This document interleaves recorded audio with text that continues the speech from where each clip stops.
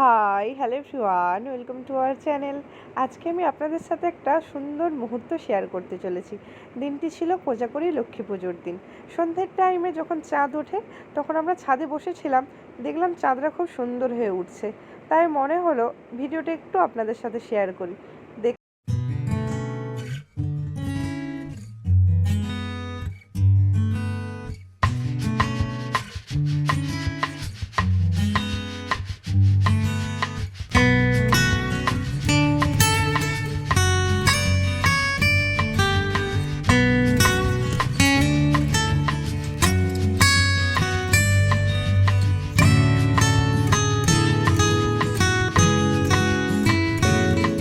আপনারা তো দেখলেনই জ্যোৎস্নার রাতে কত সুন্দর অপূর্ব লাগছে পাহাড়ের চারিদিকটা।